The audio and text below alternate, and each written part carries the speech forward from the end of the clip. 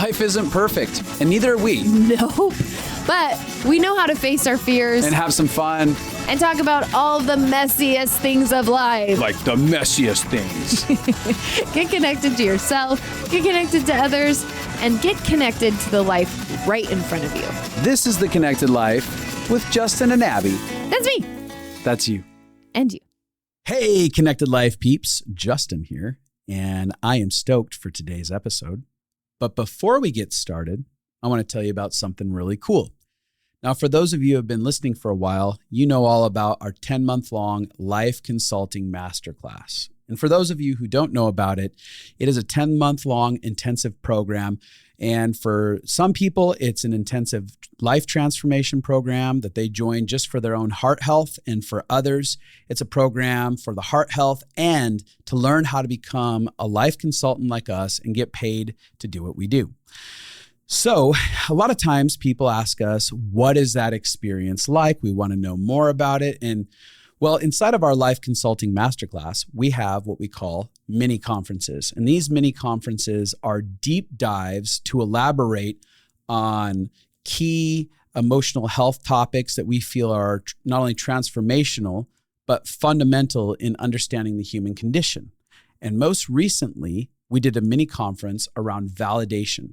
And inside of that validation conference, we had a session that was so packed with both the experience of what LCMC is and powerful relational moments, as well as great quality content that we thought, hey, this is a session that we think really represents the experience from Life Consulting Masterclass, and we're going to make it available to the public. So today, and in the following episodes, you're going to have the opportunity to get into the link in the description of this episode and the following episodes. And you're going to be able to fill out the information in that link and get free access to this specific session. Now, for those of you who are having trouble with technology, you also can email us at yesplease@stumvollconsulting.com. That's STUMVOLL consulting.com. And so you can email us and say, hey, I'd really love a link to that. And we'll send you a link to it. And you guys can get more information, have an experience with us, and even get some personal transformation from the episode itself or the session itself. And yeah, without further ado, we have wonderful guests that if you've been around long enough, you love them as much as we do. And I'm excited to share them with you right now. All right. Peace out. Hey, Connected Life fam, Justin here. And we have our crew from last week here again with us, Pietze and Jonny. Woo woo. Hi, Pietze and Jonny. Hello. Good to see you guys. We were just previously arguing about some stuff here. It was really fun. Good argument. And we're just getting this thing rocking and rolling. Pietze and Jonny have been with us doing this series right now. And I'm loving it.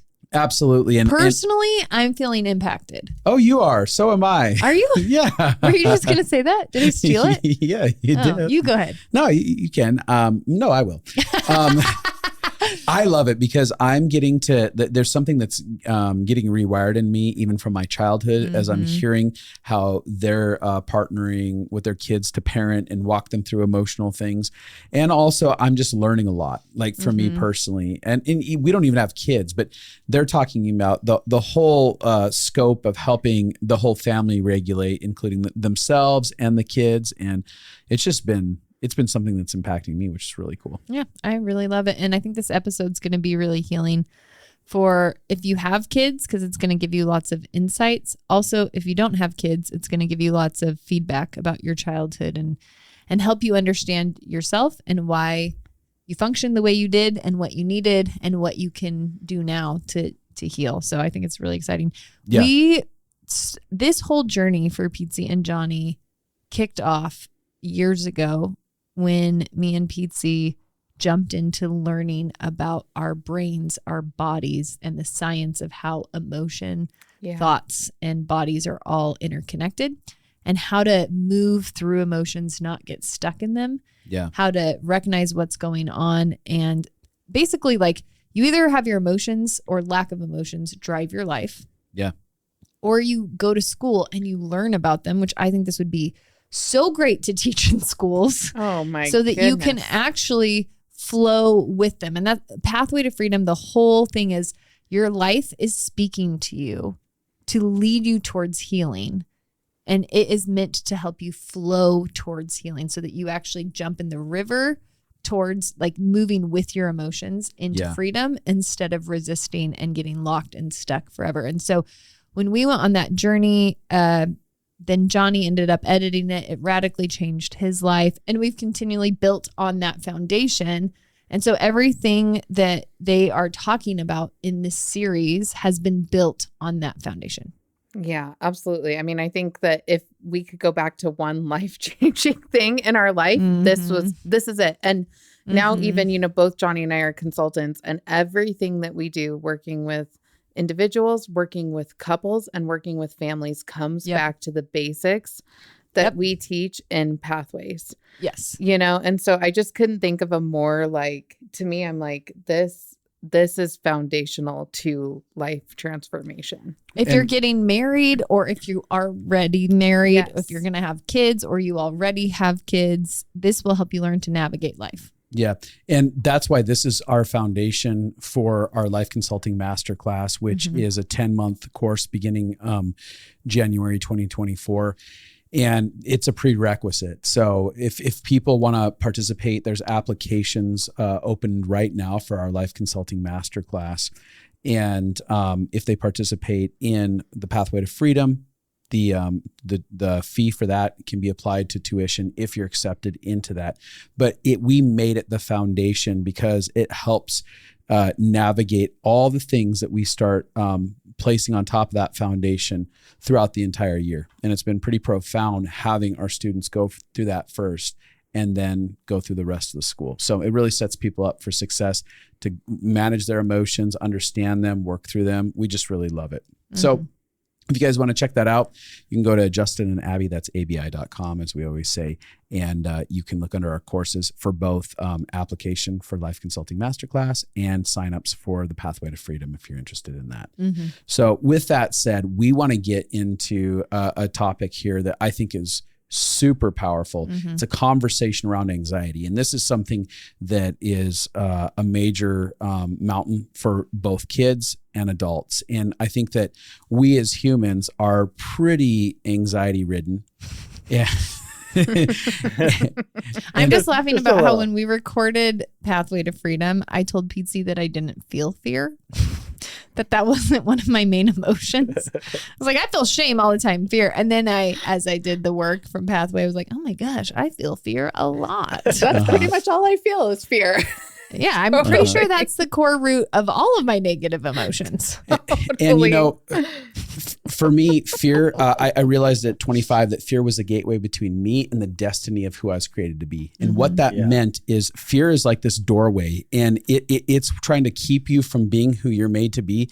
And if you want to become like the fullness of yourself, you have to actually go through the gateway. That means you have to face your fears. You have to work through the fears. And when you come out on the other side, the full creative expression of who you're designed to be starts to evolve and come out. Your dreams, your desires, the relationships that you were meant to have, they all of a sudden come into being.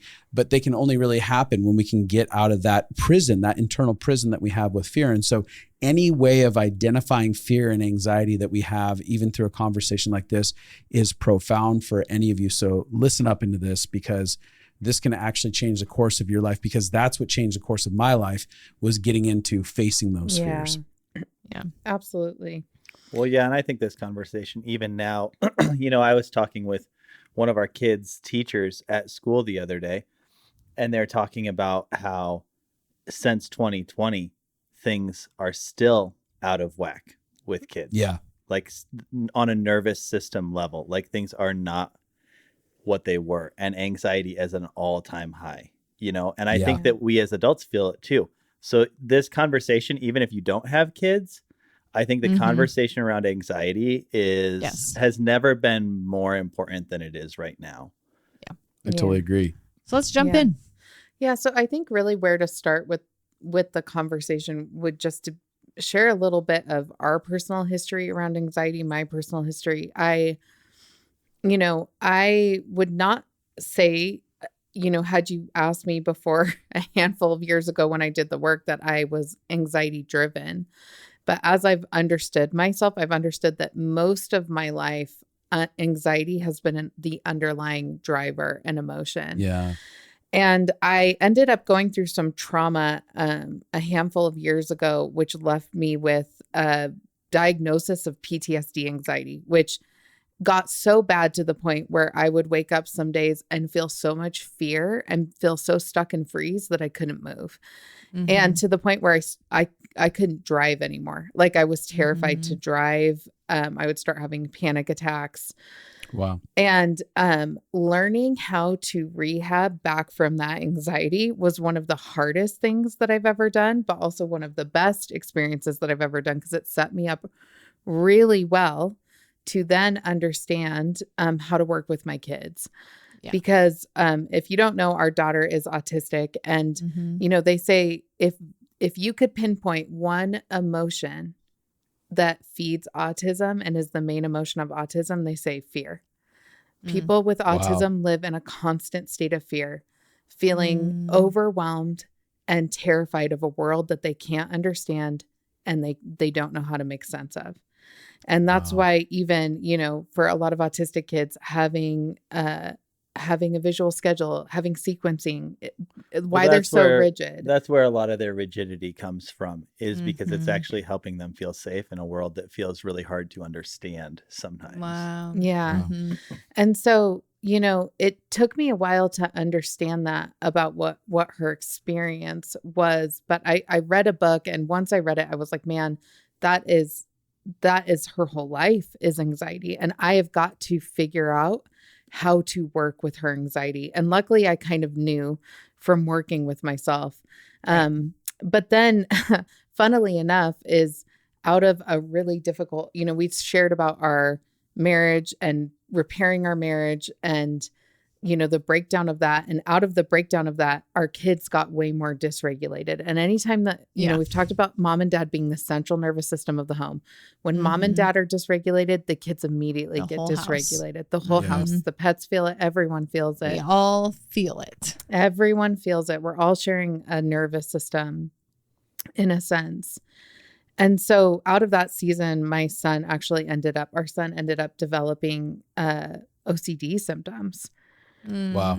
Pretty bad for a while. Pretty concerning for a while. I mean, to the point where I had a meltdown once with Abby on the phone, and I was like, I can't do this. I can't parent a kid with autism and a kid with OCD. Like, I can't do this, and cried. Which honestly, this is pretty common, because when there is a child in a family that's really dysregulated, right, often the whole family compensates. Yep. And it sucks everyone into that dysregulation. Absolutely. Whether it's autism, special needs, rebellion, trauma, even ADHD, all of those symptoms get worse in dysregulation. And that's why it becomes so even to the special needs community, to the neurodivergent community of parents who are, parenting children.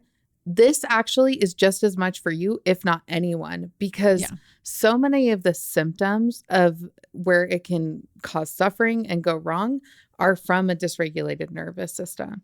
And so it really became like, no wonder he has it. I mean, on the phone, Abby is like, you know how to parent him. You can do it. It was actually really helpful, because I'm like, I needed that pep talk. Like, okay, I know how to do this. Like, I can do this, Yeah, you felt really overwhelmed, but I was like, I've seen you like you know the heart pathway, and you understand the brain and the body.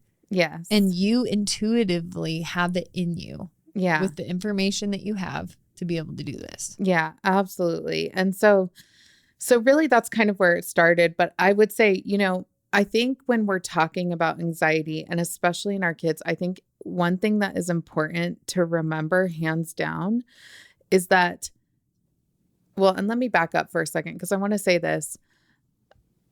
One of the biggest hidden factors in anxiety is a lot of times when kids show up in anger or outbursts or rebellious behavior.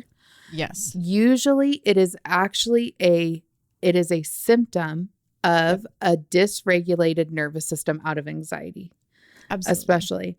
And even I'm going to interrupt you. I'm sorry, but Justin, when we got married, anger and rage issues, and I thought that was like anger issues, but as we peeled back the layer, it was always fear. Yes. Always anxiety. And it's easier now that I understand that, I have so much empathy for fear and anxiety, but I had no idea that the blow up was masking that. Absolutely. And so oftentimes, so it's not just in kids. Yeah, especially in kids. Like oftentimes when parents, when I'm working with parents and they come to me with a kid that is just, having really defiant outbursts, behaviors, yelling, screaming, I hate you, that sort of thing. When we start to peel back the layers and really understand what's happening inside of that child's inner world, almost always they are highly sensitive children who can feel the atmosphere of the home and feel massively out of control and are trying to figure out how to feel safe. Yes. And that's really what it comes down to. Or it could be something at school or something where they feel so out of control and so unsafe and they don't have any coping strategies or tools to be able to navigate it.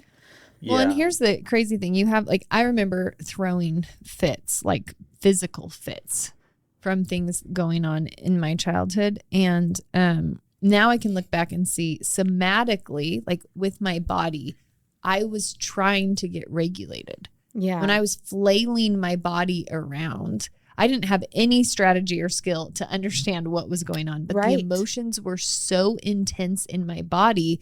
I needed to do something to release the emotions out. But that looked like throwing fits or tantrums, but it was never out of a malintent. 100%. And really what our kids need in those moments is they need the lighthouse in their life, which is a parent that says, hey, you're safe. Come back to safety. I'm not scared of your emotions. I'm not scared of this. You're so safe to feel this. And also I'm going to put boundaries around you within it so that you feel safe in your process. But oftentimes how we've talked about is, we get into that dysregulation vortex. The kid is feeling that way. Immediately they start screaming We feel at me. unsafe with their unsafety. Yeah, we feel their unsafety. And oftentimes it hits something inside of us that we haven't worked through. And so then we get pulled into their vortex. And then what are we doing? We're yelling to try to stop the situation. We're trying to overpower it in the exact same energy of dysregulation. And really all it does is just blow the whole fire up. It just becomes a dumpster fire, And so I think one of the things off the bat that is the hardest for parents to wrap their heads around is that oftentimes, from day one, our kids are looking to us to figure out if they're safe. And we are trained since our babies are little to rescue them from any kind of discomfort, right? They cry, we feed them. They get upset, we pick them up. And as our kids grow, it becomes this interesting balance of allowing stress to come into their life, because kids need actually a healthy amount of stress and struggle in order to grow and mature. If you don't have any kind of struggle to your life, there's nothing to grow from or to mature through. We actually kind of cut our kids off. Our kids need that healthy stress and healthy struggle. I heard a great analogy recently that is greenhouses, really good greenhouses. What they do is they take these baby plants and they make sure that the entire environment is set up with temperature and lighting and humidity so that these plants can grow. But then really good greenhouses, what they do is they start to introduce environmental stressors into the environment so that the plants start to build resilience so that when they go out into nature, they can actually survive. So good. And it's the same with our parenting. We actually want these stressors. We want our kids to have a healthy amount of stress, and we need to retrain our brain, because oftentimes parents think any kind of emotional suffering that my kid has, we fall apart. Bad. Yep. We can't handle that our kids are facing rejection, that they're facing fear, that they're facing pain. And here's the truth. If you are a human walking on the planet, you are going to all of those emotions. And I would rather my kids face those in my home from a young age. They can run to you with safety. Yep. And I can help navigate them through it. Then use my own fear to shut down their process. And oftentimes oftentimes, because we have not worked through our own fear around our own emotions, when our kids come to us with big emotions, it's not that we shut them down, although sometimes we overpower them and do. Oftentimes, we go into anxiety ourselves and we just go, one of the worst things you can do for a kid in anxiety is the minute that they come tell you how they feel, try to downplay it. Oh, well, it's not that bad. No, it's going to be okay. You just need to do it. That's actually one of the worst things you can do, because what they're doing is saying, I'm afraid and you don't see it and you don't get it. And you're afraid of what you're saying to them is that you're afraid of their emotions too. And if you're afraid of my emotions, it's just like what we talked about in the last podcast with the pilot. You know, if you're scared of turbulence and the pilot comes on and says, hey, I'm terrified of this turbulence, what's going to happen? You know? Yes. We're looking, every child is looking. Honestly, this is most of what I do in counseling is I go back to being a kid, like when I was younger, and then I'm looking for reassurance of safety from somewhere. And honestly, in a lot of reparenting, what it is it's bringing in someone safe to say, you're going to be okay. Absolutely. You're going to be okay. You're going to be okay. You're going to make it through this. Children need reassurance. They're going to be okay. It's hard because as adults, if we haven't worked through our own fear that we're not going to be okay, we can tap right into it. Absolutely. Absolutely. And that's oftentimes what parents don't realize that they're doing is that when their kid is dysregulated in anxiety, they're getting dysregulated. And so what they're in is resistance. They're in a form of resistance. I'm resisting where my child is at because I can't handle it. So I'm either trying to shut them down by or fix it. And both of those things, all that speaks to a child is you're not safe. You're not a parent. You feel just as scared as I do. Yeah. And so really the number one thing. Or like my mom, when I had anxiety, who just had more anxiety than I did. Totally. So then that made me, the cue I got was, I'm not safe.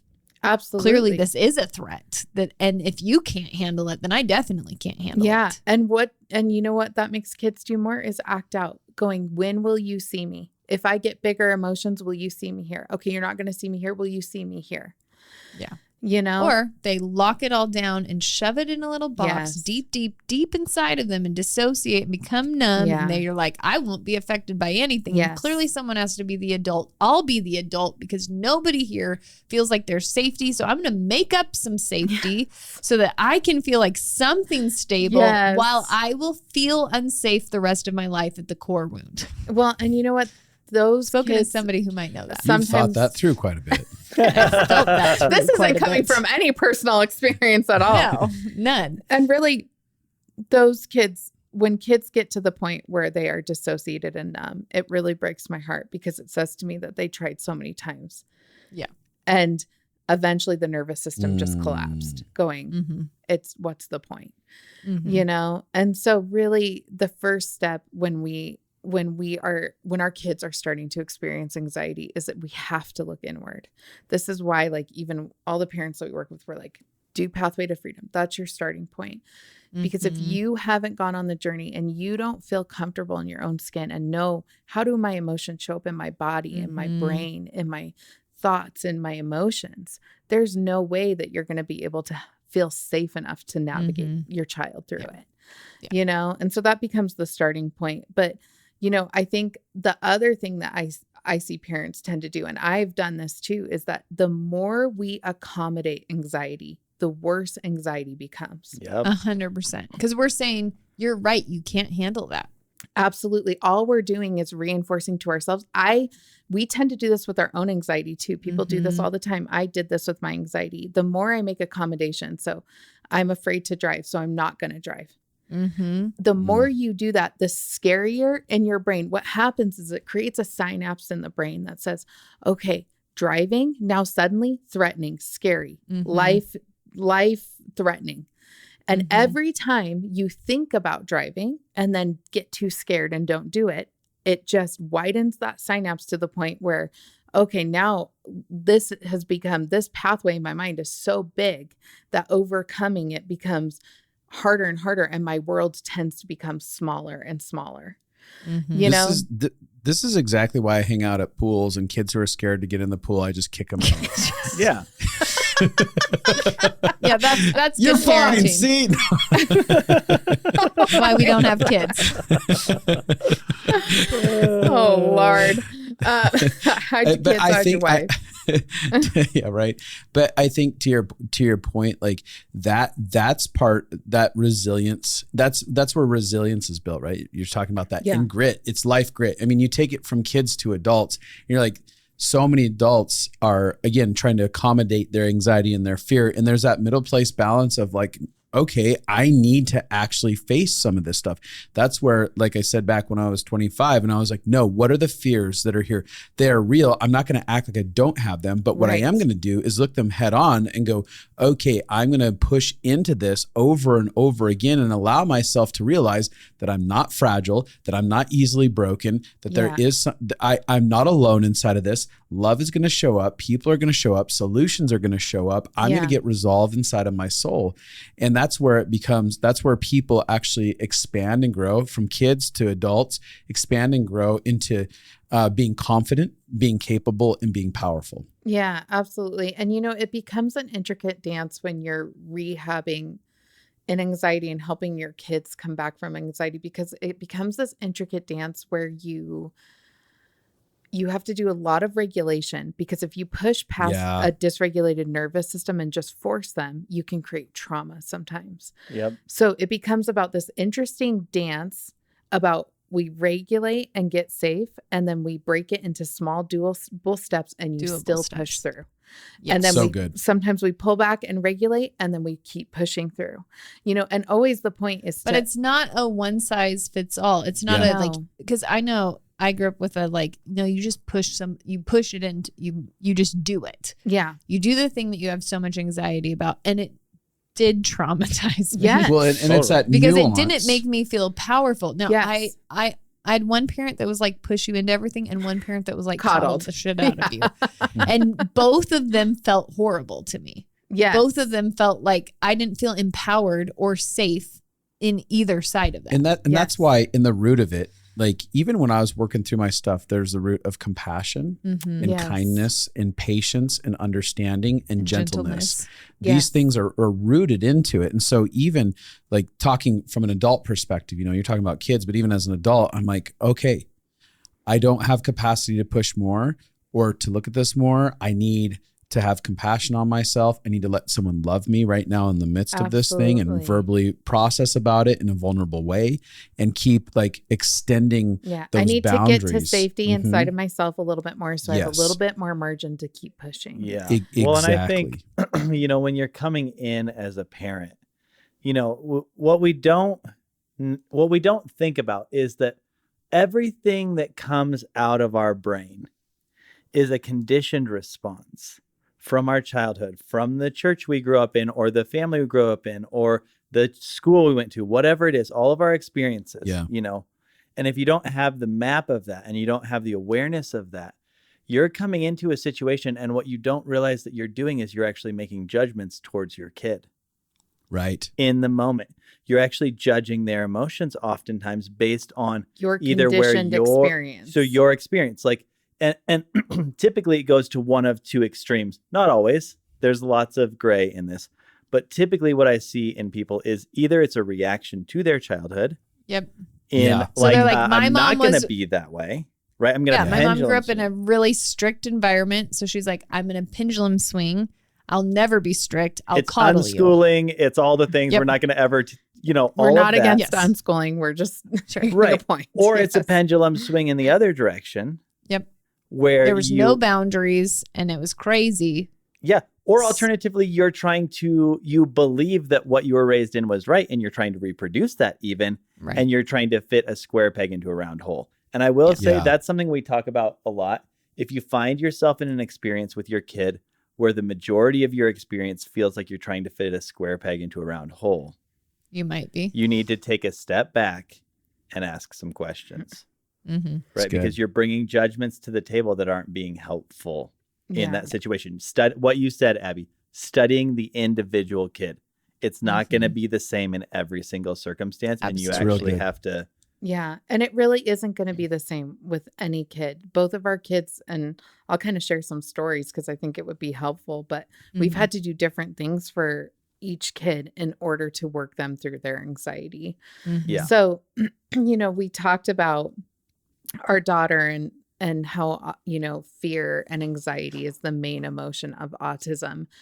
And really, this has been a very interesting journey for us because her anxiety can become so big about so many things. I mean, to the point where when she was little, she would have anxiety if I cleaned the house and start screaming and have a complete terrorized meltdown that the house was changing. If we mowed the lawn, she would freak out. We would have to try to hide her from the lawn being mowed because it would result in a meltdown that she couldn't. Which doesn't help because I'm already super lazy about mowing the lawn. It's already an issue. I can fuel to the fire of an already contentious issue in our marriage. That's funny. But her anxiety can be so extreme about such small things that it really had to become vital that we figured out how to navigate this with her. And it's been a challenge. Like sometimes we'll do really good and we'll get breakthrough in an area and then we regress in other areas. But we have the biggest difference, and I will come back to this, the biggest difference that has been made in her regulation and in her symptoms of autism and in her anxiety has been us getting regulated, us working through our stuff, us changing the temperature of the home because we have created safety in a way that now her baseline has become completely different. Yeah, because it's almost like we have a bank account of safety. Yeah. And if we're having withdrawals, like let's say your parents are fighting, you're having withdrawals around that. Yep. Let's say it's intense in your house, you're having withdrawals. So now your bank account is low for the grass. Like when the grass is changing, maybe that only takes 1 penny out of your bank account. But if your bank account's already empty, now your anxiety is overflowing. And so as parents, you get to create deposits into the safety bank account, which enables them. And this was really empowering when Pietze learned this, because for a long time, she felt powerless and trapped to her daughter's anxiety.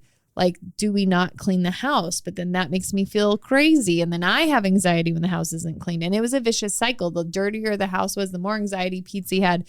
Then when she tried to clean the house, the more anxiety Yana had. Yeah, I would either go two ways. I would either, okay, I just give up and I'll coddle this. Yep. I'll accommodate the anxiety and I guess we won't clean the house. And then I feel like I start resenting my own child because I have no ability to have boundaries or a say in my own life. Right. Or then I get upset and I push her and I'm like, we're cleaning the house and I don't care. You're going to scream and I'm just going to let you scream because I can't take it anymore and I can't do this. And I would clean, completely dysregulate. Both of those equally unsafe. Yeah. Both of those are equally unsafe, Well, so you found a secret option C, right? Say that one more time. I said you found a secret option C. Yeah. Found the secret option C. Exactly. Yeah. You're going to say, Johnny, go ahead. Oh, I was just going to say, we talk about this all the time, but balancing everybody's regulation who lives under the same roof is really the trick, because it never works if it's all at the expense of one person. You get absolutely, because then they topple the system. Yeah, like a dad who's like, I'm going to Atlas this, like I'm going to the world on my shoulders, the statue of Atlas, where you get somebody like that in there, or a mom who's like, okay, I'm just going to do it all. I'm going to carry it all. I'm the martyr. I'm going to sacrifice myself. Absolutely. Yeah. When you get into that, it doesn't help. And so we've really had to balance that even with Pietze of being like, okay, we have to clean the house, right? Like we do actually have to find a solution to this because her anxiety matters too. Yeah. My needs matter too. And so do Moses's. And in order for the ecosystem of the house to stay balanced, if I'm not getting my needs met just as much as Gianna's getting her needs met and Dad and Moses, then the whole ecosystem is resentment comes. Yeah. And so it really becomes that balance. But I will say, really, I think a good example of, so I've done it wrong in the past. Both of us have done it wrong. We've accommodated, we've pushed through. But really, as we've learned and as we've come through, we've had some huge breakthroughs. And one of them came, the dreaded vacation that we took that we talked Disneyland. about Disneyland. But really it became, she loves Disneyland. It's been a place for her. It's one of the things that we love about it is like, it's a place Wait, where. can we just wrap up the last conversation really quick before we jump to Disneyland? So just by you guys regulating yourselves in the home, she was able to handle cleaning more. Yes. True. Well, I would say there's a whole nother aspect to this, which is where it requires a ton of time and conversation between mom and dad and a ton of time on your own thinking and processing and analyzing. And we both do this pretty continuously. And then meeting up, it's like you're analyzing game day footage all the time a little bit. And I don't know if we want to go into that, but because we actually started developing strategies around the type of language to use and all of that, which was all custom fit to what we thought would work with her. But really, if you don't have that foundation of regulation, anything else you do, it doesn't matter. You can read all the books. You can give your kids the language. Yes. You can do all the steps I'm telling you. But if you don't have it doesn't work without the basis of regulation, that is a huge enough deal that the rest of it is like a house of cards. You have to have that basis of regulation. That makes a lot of sense. Like, what are some examples of how you work through the anxiety around cleaning the house? Yeah. So, still to this day, every time we go to clean the house, Yana protests. She goes into protest behavior, that can look like whining or having a full out meltdown sometimes, but usually, so for her, we always have to give her warning so that her brain is adjusted to something that she doesn't like. And knowing like, hey, this is going to happen. It's going to happen at this time. This is what it's going to look like. Usually, especially for kids on the spectrum, but I would say kids in general, like creating reward afterwards. So I'm going to do something I don't want to do, and that feels scary and overwhelming, but I'm going to get to do something I really want to do on the back end of it. Like there will be a reward to it, because for them cleaning the house, the satisfaction of having a beautiful house does not affect them somehow. To them, somehow that is not a reward like it is to me. That's just an invitation to make a bigger mess anyways. 100%. They're like, we liked it better the other way. So, creating that incentive. And then we usually start with warnings like, hey, we're going to clean the house. This is what it's going to look like. She usually wants to know for how long. And if we can have a time limit, that's usually helpful to her to know. Because remember, I'm taking her out of her window of tolerance by doing this. I'm pushing her, so sometimes we give a time limit. Sometimes we're like, until it's done. And we're going to try to go as fast as we can. Sometimes I can't give her a time limit, and that's okay. Totally.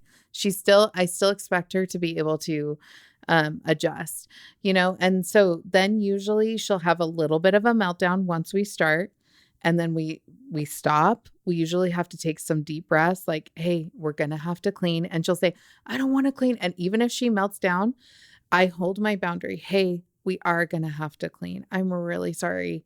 Is that making you feel overwhelmed? Yes, I feel overwhelmed. I feel frustrated. She'll usually say, validate that. Oh, I can understand that would feel really overwhelming and really frustrating. That makes a lot of sense that you're feeling that way. Is there anything that we can do? A lot of times we'll ask her, is there anything that we can do to help you feel better about cleaning? Like, so something that we'll give her options. What if you get to choose the music that we put on in the house while we clean? And usually that's her go-to, and she's like, oh, Disneyland music, so we'll put on Disneyland music, and usually that helps. And then we try to, and I feel like you've done a really good job of this too, is we try to create, and especially Johnny's done a way better job at this than I have, because I get in task mode and I'm like, clean this, like Pietze goes to like Dutch woman cleaning mode where it's like, unless every surface sparkles, it's not done. Yeah, right. Totally. But if I'm calmed in my nervous system, which hopefully I am. Neither one of us are perfect in this, but we try to do things intentionally in the moment to see how we can shift the energy. And make it fun. Can we make it fun? Can we make it a game? Can we make it a connection point with our kids even? And if we're able to turn it, like just yesterday, we had to clean the house and it was a really big deal. And I developed this little game with her. I've never done it before. Literally, this is just developed in the moment where she's freaking out. I developed this game where we're doing a countdown for every task I give her. And so she feels like it's kind of this little race. And she's laughing and it becomes fun for her. Now, the next time we clean, she's still going to be mad and not want to clean again. And we're going to have to do the whole process again. The whole process over again. But it's bringing the trauma level down. And I will say that if you have a kid that deals with huge anxiety about a specific thing, and you can bring the trauma level of the experience down consistently, you will see it becoming that you'll see less resistance over time. Yeah. And that is consistency really compounds. We're playing the long game here. This is not rapid results, but I will tell you, she has gone from meltdowns that literally she could not come back from. Yeah. So sometimes dysregulated. For like a couple days. Oh, yeah. Sometimes these would last days. Like once her nervous system got dysregulated, that was it. To now, it's usually about like 15 minutes, usually, if not less sometimes. And she will actually clean. And she'll actually do it. And she'll actually do And it. we can sometimes even shift the energy where it's a fun experience for her. It's cool. Wow. You know? Yeah. That's Which so good. really, the heart is like, you're looking for, fun is a great way to regulate. Yeah. And connection is a great way to regulate. So you guys are looking for, you're doing what I call the results method, which is I might spend a little extra time to figure out how to make this work for our family better. Right. But it'll save time in the long run. In the long run. And most people don't do that. Most people are like, oh, it's going to take so much work to figure the system out. And so they just avoid it. But that actually costs them more and more and more. Absolutely. Absolutely. Go ahead. I want to add this just too real quick. One of the things that's foundational in this is you two entering into partnership, because you're talking about like, hey, we're sitting, being deliberately connected to the reality of our circumstance. Yep. We're being connected to ourselves. Yeah. We're then coming together and collaborating. Mm-hmm. We're creatively collaborating as partners instead of fighting each other. Yeah. Because so you're talking about the idea of regulation, and you're coming into a level of a regulated state so that you can gather together and conquer this mountain that you're experiencing. And oftentimes parents are pitted against each other, whether it's through kids' actions or they just end up getting pitted against each other because of their own triggers. Even. Yeah. Yeah. Totally. We've not always been on the same page, and really you become in a tug of war where there's no at times, like it became a thing where there was, if we had not had the ability to regulate in our marriage, we would never get to this point. Because when you can't regulate in your marriage and you get a situation with a difficult child, and unless you perfectly see eye to eye on how to deal with it, which most of the time you don't, which it's not typical that happens, you're going to get dysregulation. It's really, really crucial as a couple to be able to work together. And that's really that foundation piece. And, it took navigating, and it took both of us compromising to be able to accommodate what we both have envisioned for our kids. Huge humility on both of our parts. Yeah. Johnny would probably have just let the house get messier and messier and messier to avoid Yana's breakdown.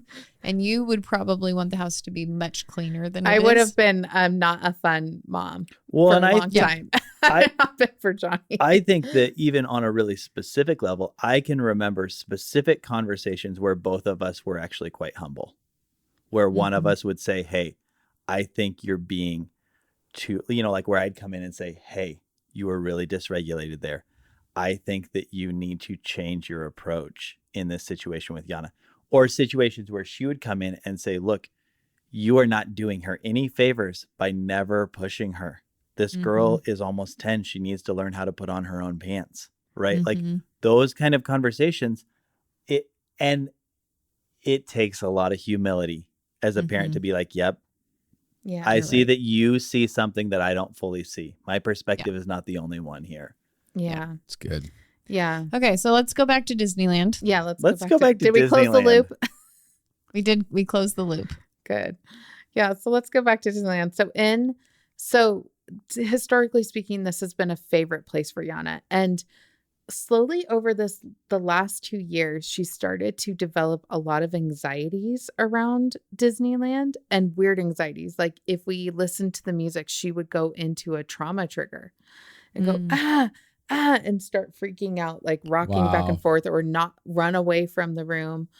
Or, if we if we talked about it at all or watched one of our home videos, like she couldn't handle it. So she, she started to develop weird anxieties to the point where it just felt like, what is going on? This feels so out of control. And what is sad when you're watching your kids struggle with anxiety, and it almost could make me cry, but you watch them go from having things that make their life feel so joyful and so happy to slowly losing those things.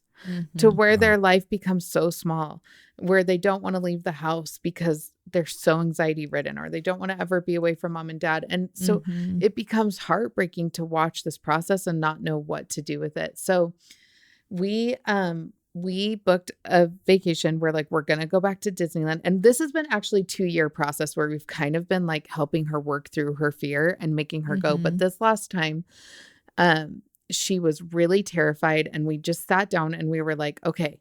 She was like, she started listing off like 20 rides she didn't want to ride. And we were like, these historically have been like some of her most favorite things in life is riding these rides. She, and we knew like, this is so unreasonable. This is her threat response going out of control. And something that we talk to our kids about, and we do this outside of a moment, is we talk to them about what is healthy fear that keeps us safe and what is worry and anxiety, which is irrational fear that, and one of the books that they love, it calls a spinning worry. A spinning worry is a worry that starts to spin out of control and multiply inside of us to where everything becomes a worry. And so, we were like, these are spinning worries, we told her. And so we said, listen, we're going to go, and you do need to ride the rides, but you can pick 3 rides that you do not want to ride, and we will not make you ride them. But all the other rides that we go on. Now, I will tell you, we do not force our kids to go on really scary rides that we know would dysregulate them. As their parent, I'm drawing that boundary for them. But if I know that these are rides that they love and that are not scary. We're not talking Tower of Terror here. We're talking like the Pooh Bear ride. We're talking like Pooh Bear or Dumbo here. Exactly. Totally. So it's not like I'm pushing them past the point. And she wasn't afraid of them before. Like she's done it a million times. No, I could tell this isn't, and that's what happens for a lot of parents is that their kids start to pop. They suddenly don't want to go to school, or they suddenly feel afraid of leaving mom and dad. So, and you're like, they love this thing. What is going on? So we said, hey, you don't have to go on all of you can choose 3, and we will respect your boundary. We told her, you can choose those 3. We will not force you. So she chose 3 rides, and 2 of them, one of them was a ride that she has been waiting for 2 years to open because she was so excited to ride it, but she chose it as I don't want to ride that ride. And another one was historically her favorite ride. And she said, I don't want to ride it. And so we said, okay, you don't have to ride the ride. So we let that sit for a couple minutes, and and just for the behind the scenes, we're doing exactly what we were just talking about through this whole process, because this was a multiple week process of conversation where I would have a conversation with Yana, and then Pietze and I would talk about it, and then Pietze would have a conversation with Yana, and then we'd talk about it again. We're strategizing, and we're like, together. okay, what are you thinking? What did you tell her? And Pietze's, okay, I'm seeing it from this angle. Like all the while behind the scenes, we're having these conversations. Yeah. And so we let it sit for about 3 days, and we reiterated to her over and over again. There's 3 rides that you're not going to ride. This ride, and this ride. And then one day. So you gave her a sense of power. What? You gave her a sense of power. You gave her a sense of choice. Yep. And then you focused on, we're going to honor this boundary. Yeah. And I will say, before we did that, we had a conversation like, what do you feel? Anxiety. And we really validated that feeling. That makes a lot of sense. How big do you feel the anxiety? Like, how big do you feel the worry? Big, really big. Oh, I didn't realize it was that big. Wow. That must feel really scary. Well, and we spent a lot of time digging deep into what specifically she was afraid of, which it all came back to YouTube videos over malfunctions, right? So there was a long story arc of actually figuring out what the real problem was. And that took us a long time to to get all the way to that root, because we're dealing with an autistic child with limited language. So it took us a long time, and we finally realized. So one of the things that we told her is we said, we're going to stop watching YouTube, because even though technically these are not bad videos, they're not healthy for your heart. Yeah. Well, and this is not you protecting your heart well. What I said specifically to her is, Yana, you love Disneyland, and these YouTube videos are making you scared of something you love, and that's hurting you. And so we're going to stop watching YouTube right now, because it's making you afraid of this thing that you love. It's hurting your brain. And you know what was crazy when that happened, Jonny? So I forgot good. about this till you just said that right now. Now she asks us sometimes to take things away from her that she knows scares her. But she doesn't. But she doesn't have the self-control to not do it. Wow. Because she's looking to us know. to step in and create the boundary for her, saying, no, I'm not going to allow you to. Because then she goes, takes that sigh of relief. Mom and dad are in charge. It's not up to me to determine, is this safe or not safe? They're putting the boundary for me. So now she voluntarily will come to us and ask us to take things away from her. Like if she sneaks food, which is a problem sometimes, is that she'll sneak foods. She'll come to us and ask us to hide the food or put it away so that she can't have it, so that she doesn't break the rules. You know? And so really that's just come from that consistent. That's why holding the boundary is just as important as validating the feeling. You know, because if I'm just validating the feeling, it creates safety.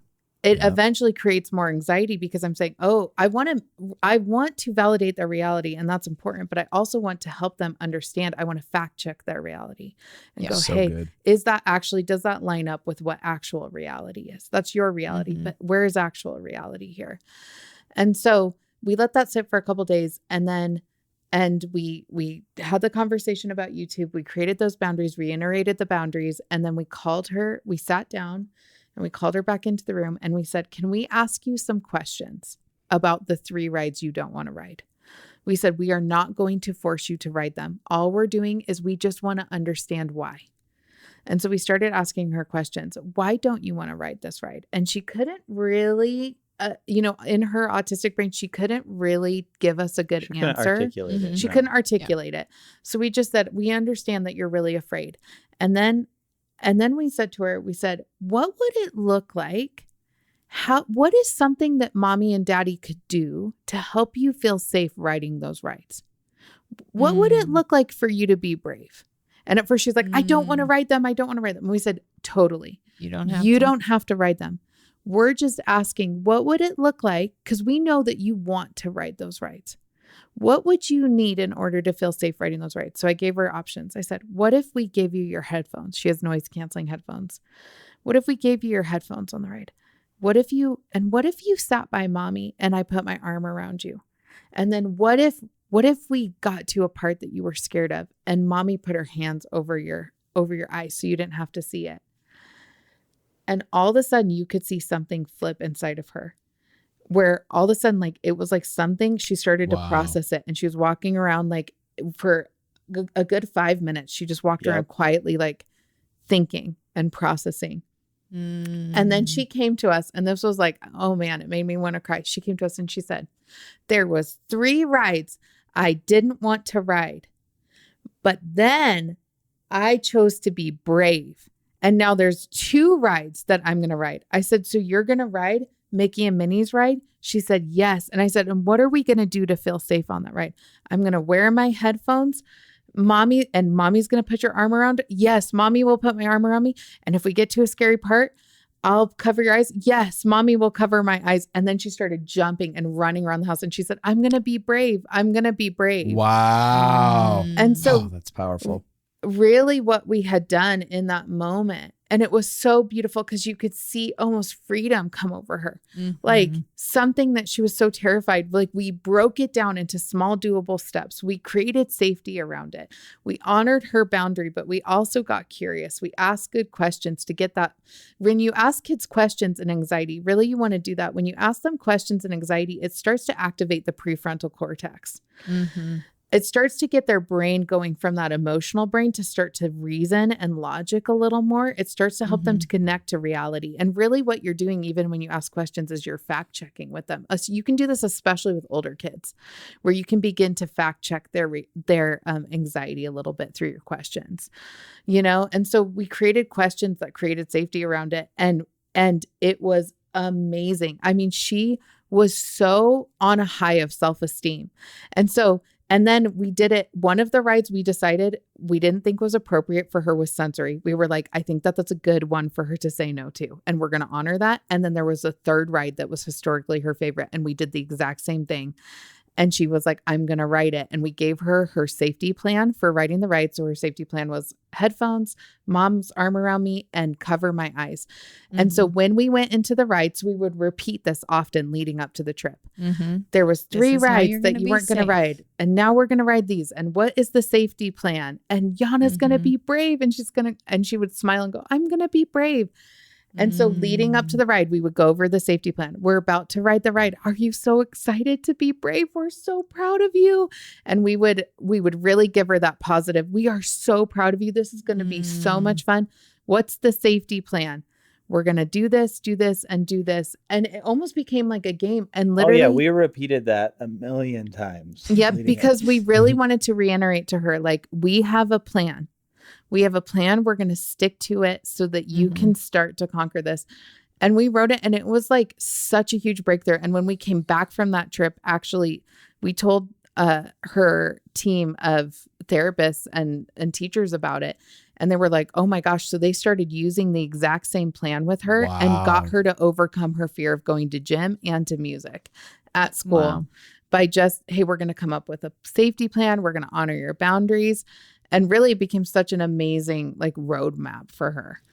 Yeah. And she actually, not only did she ride the rides, but it broke through like a level of just anxiety. Like she was getting smaller and smaller, and anxiety was consuming more and more of her world.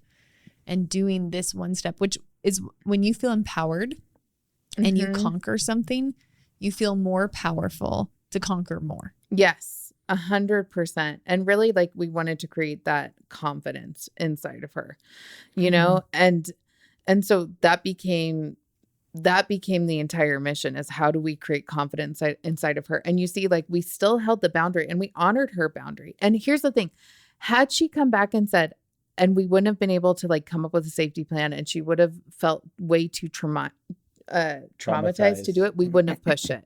Well, and we would have honored that boundary. We would have actually stuck to it and said, no, like we had determined if she doesn't, that's okay. Yep. We're going to keep working on it. And that's really key in all of this, is that you need to not be parenting out of your own internal need, right? Like we have to make you go on this ride. We can't let you miss it. It's this big thing for us. Yeah. You know, a lot of times where you go wrong is you're trying to fix a problem that doesn't have to be fixed, you know? Like the other day we go to Best Buy and she wants to wear mismatched shoes.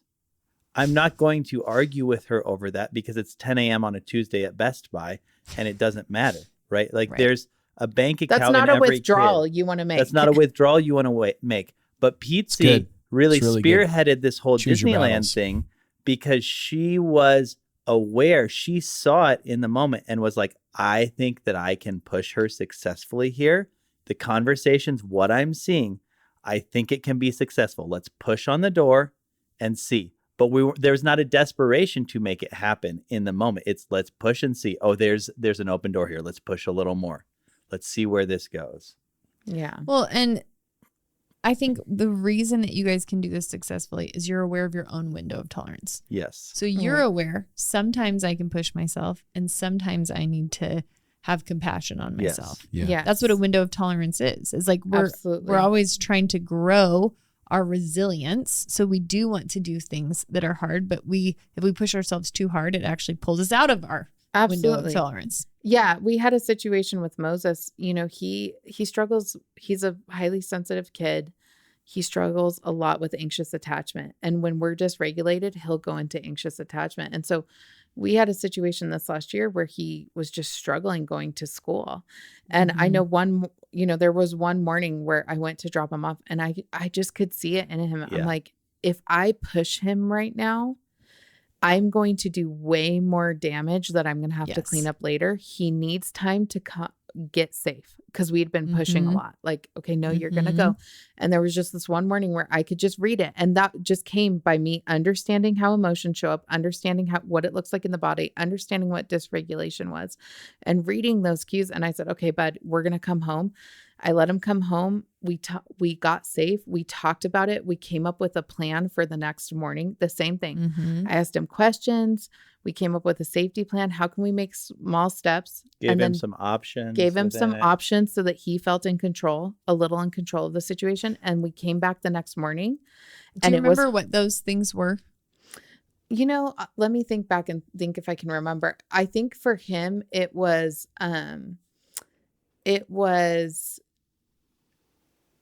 he was that- really tired. I think staying home initially, just us making the gesture of, hey, you can be a human. We're going to have grace on you in this moment and let you stay home. I think that broke the spirit initially for him, where he's like, he felt really loved by that He gesture. felt safe. Yeah. He felt connected. He felt safe. He felt like he mattered. Yeah.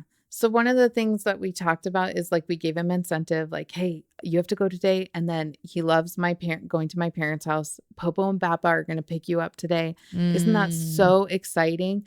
And then we talked about, if you feel, so one of the things that we tell our kids is like, if you feel scared at school, Jesus is your safe place.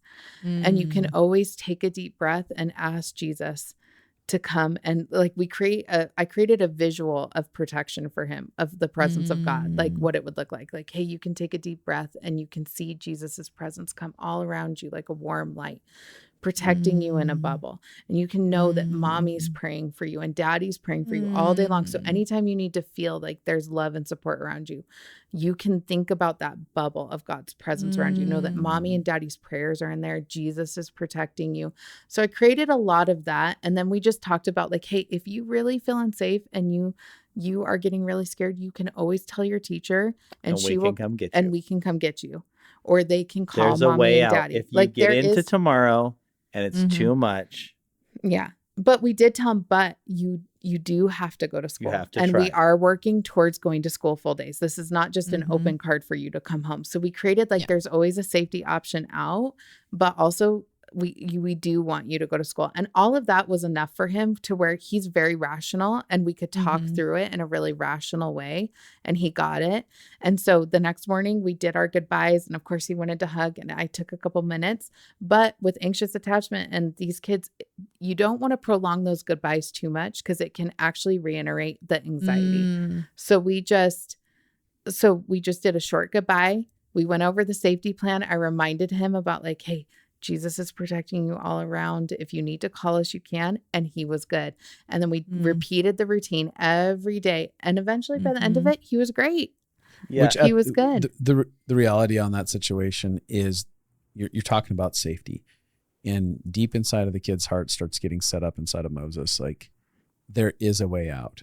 In my worst, I understand I don't get to play this card all the time.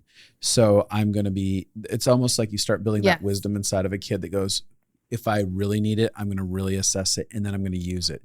And so that's really powerful. Like there's always like an access to something in need that he's aware of. Yeah, absolutely. And it's the emotional attunement. My parents care about my experience. And that's the thing. Both of what you're communicating is, there is someone on the planet who cares if I feel unsafe. Yeah. 100%. Just that creates safety. Yeah. And that first day where he was melting down and I decided to take him home, that came on the tail end of us sitting in the hallway together of the school for 30 minutes. And I had a busy day and I just was like, you know what? I have to put it aside and be here for him in this moment. Because if I push through in my own anxiety that I have to get all these things done, all I'm doing is completely dysregulating him and then sending him right into what he's scared of. Yeah. And so we took that time to really attune, to really understand. And that's how I knew I can't push him today. Which is where I think when we're wrapping up, like even in the conversation of the past few episodes, at the core of the regulated family, empathy and allowing everybody to be a human, even if they're a child. Yes. You have to but there's really a level of respect for them. You have to get to the point where you see the humanity in them. If you are having a mental breakdown, you're going to probably call in sick to work, right? Like we have all had mental health days where we have had Totally. You're allowing your children to be humans. You're putting yourself in their shoes, asking yourself what it felt like when I was a kid and I had to go to school, right? Yeah. Instead of assigning intention, you're just being a brat or you just don't want to do hard things or getting fear. If I don't push them now, they'll never do it. Like you actually have safety within yourselves. You're like, I cannot push him now because I know I will push him later. Yes. Yeah. I can have absolutely. empathy now because I know that that doesn't mean I'm coddling, and it's getting out of this black and white thinking, which is a trigger brain way of thinking. Rigid thinking is black and white, and it's a trigger response. It's a trauma response. And gray is, it doesn't have to be that I always push or that I always have empathy. Yeah. It's that I can tune into the moment and go on the journey of learning my own, like you learn your own instincts through trial and error with kids. Like the way you learn is one time you push them and it broke them and you're like, I now recognize when they're on the edge. Yes. Right. From learning it the wrong way. And the next time you validate them and it worked great. And the next time you coddle them and you see them shrink and you're like, oh, nope, I did that. Like the only way you learn is kind of just going on the pathway of freedom. Way to bring it home, Abs. Way to land that plane. Way to land that plane. Well, all this to say, you guys, this has been amazing. Everything that you guys have been talking about. I'm excited for our next episode with y'all because we have some we're going to continue down this path. Yeah. So good.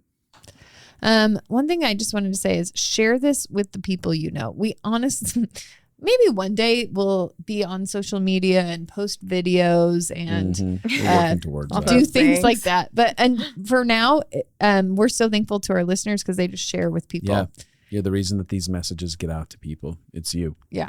It's nothing we're doing. And we do all this for free because we want to see the world change. We want to see families change. We want to see life generations change. Yes. Life cycles changed. And we've seen it. We have hundreds of testimonies of families that have transformed. And so share it with people, change their lives. Yeah. Yeah. It's been so good hanging out with you guys. And, that's it, everybody. Go away. We're done for tonight. Bye now.